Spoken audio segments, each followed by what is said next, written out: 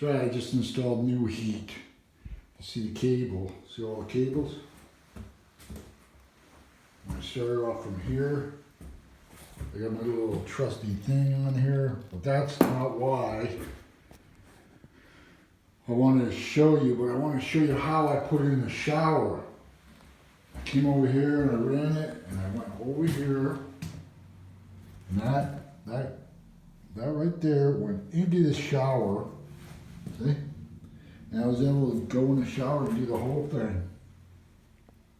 The cord, old NuHeat. So I went on YouTube and I couldn't find nobody to do all this, to show me this, so all I used was the membrane.